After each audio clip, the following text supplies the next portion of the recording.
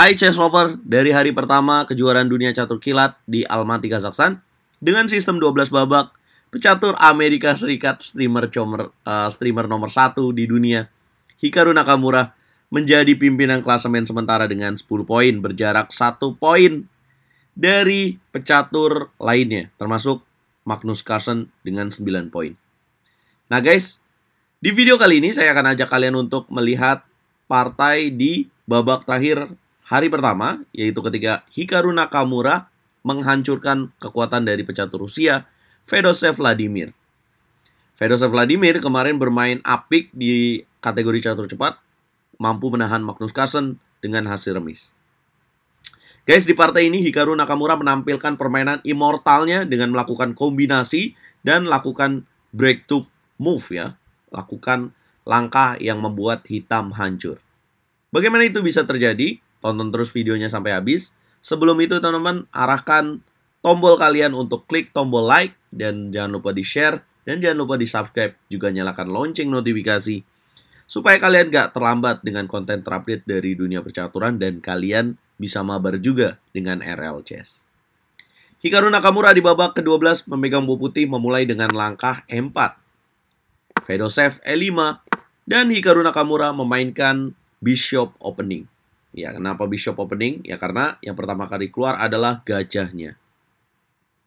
Kok nggak disebut dengan Italian Game? Ya kalau Italian Game, kuda dulu baru gajah, tapi kalau Bishop Opening, gajah langsung ke petak C4.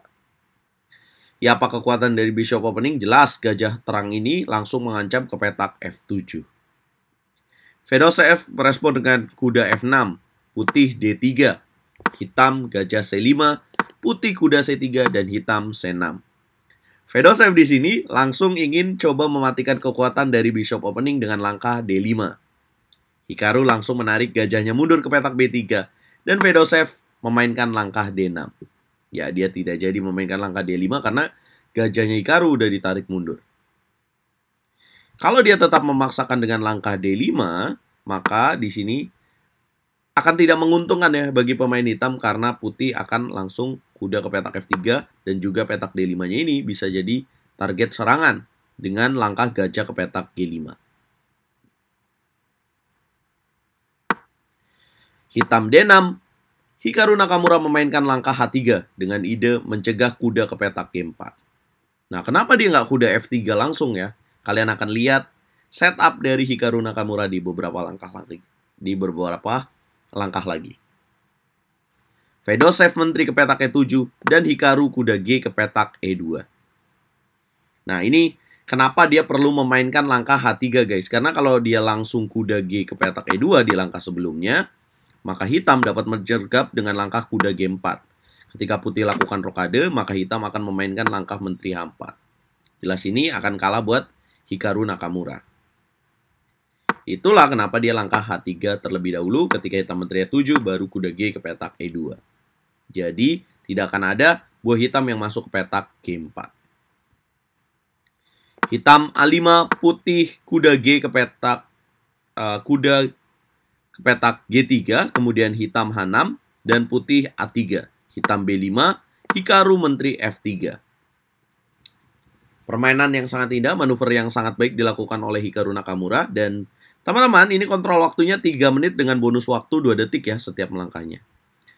Jadi apa yang dilakukan oleh Hikaru Nakamura, dia sudah melihat beberapa langkah ke depan dengan kuda E2, kuda G3, dan langsung masuk ke petak F5 dengan bantuan menteri ke petak F3. Yap, sangat mudah bagi Hikaru Nakamura untuk melakukan manuver seperti ini, untuk melihat manuver ini, karena dia merupakan pemain taktikal yang dengan ciri khasnya here and here and here and checkmate. Menteri F3, Fedoshev, kuda A6, tidak mau kalah kreatif. Dia ingin lakukan manuver kuda ke petak C7, kemudian kuda ke petak E6, bisa juga langsung kuda ke petak D4. Putih lakukan rokade, hitam gajah B6, Hikaru gajah E3. Dia coba trade gajah, dia coba menukar gajah karena kekuatan dari hitam adalah gajah gelap di petak B6-nya ini. Fedoshev menolak pertukaran, gajah D8. Hikaru langsung kuda F5, gajah memukul kuda, menteri memukul gajah, dan hitam menteri D7. Hikaru menarik mundur menterinya, karena jelas tidak menguntungkan menukar menteri. Dan sekarang dia di langkah ke-15 sudah memiliki sepasang gajah. Ini permainan terbuka jelas menguntungkan bagi si pemilik sepasang gajah. Hitam melakukan rokade. Putih mendobrak dengan langkah D4. Boom. Hitam memukul pion D4, gajah memukul balik pion. Hitam benteng E8. Putih mainkan benteng F ke petak E1. Hitam menteri C7. 18 langkah sudah terjadi. Kalian lihat evolution bar-nya meningkat setelah hitam memainkan langkah menteri C7. It's time to tebak, teman-teman. Apa langkah yang harus dimainkan oleh Hikaru Nakamura di posisi ini? Apakah ada langkah yang salah setelah menteri C7? Pause videonya dan tebak jawaban kalian ditulis di kolom komentar. Ya, Hikaru cerdik banget ya. Dia mencium bau kesalahan yang dilakukan oleh langkah menteri C7. Dan ada langkah kombinasi.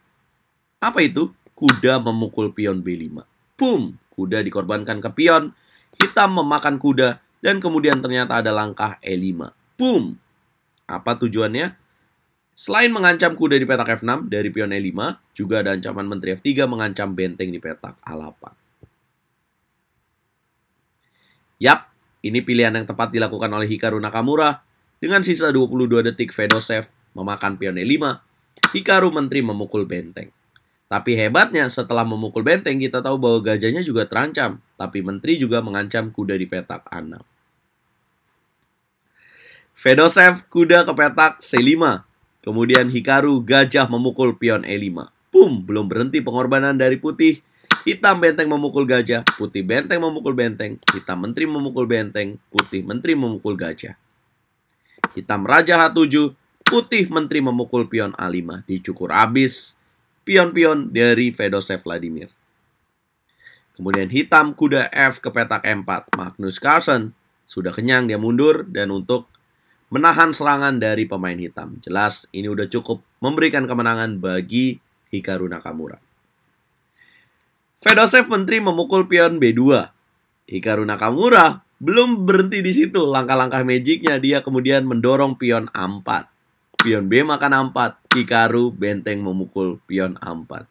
Kalau kita nggak ngitung ya teman-teman ya, ini kayaknya langkah yang salah. Tapi sebenarnya kalau kuda memukul benteng, Hikaru menteri memukul kuda dan akan kena 1 perwira. Jadi langkah-langkah magic dari Hikaru Nakamura ini masih berlanjut sampai benteng memukul pion A4. Jelas membuat Fedosev Vladimir frustasi ya, karena seolah langkah Hikaru Nakamura ini selalu akurat, guys. Fedosev kuda mundur ke petak F6. Hikaru Nakamura benteng B4. Hitam kuda memukul gajah di petak B3. Pion memukul kuda, menteri C2. Dan ya Fedosev menyerah ya, sepertinya time running out atau kalah waktu, tapi juga secara posisi udah kalah di langkah ke-30 ini. Ya, bagaimana putih melanjutkan kemenangannya ya? Kalau menurut saya tinggal benteng B7, ada ancaman pada pion F7, dan apabila menteri narik ke petak G6, dan putih tinggal melanjutkan aja dengan langkah B4 ini, ada pion promosi. Secara materi juga udah kalah dengan menteri benteng, menteri lawan kuda. Bagaimana komentar kalian, teman-teman? Hari ini akan dilanjutin, total akan ada 21 babak. Menurut kalian, apakah Hikaru akan menjadi juara dunia catur kilat, dan akan menggenapkan gelarnya ya sebagai juara dunia catur Fischer Random? Coba kalian kasih komentar dan berapa skala nilai dari angka 1-10 buat partai ini. Jangan lupa bantu video ini berkembang dengan cara gratis, like, share, komen, dan subscribe. Nanti sore akan mulai di jam 3 waktu Indonesia Barat. Apakah semua akan Hikaru pada waktunya, guys?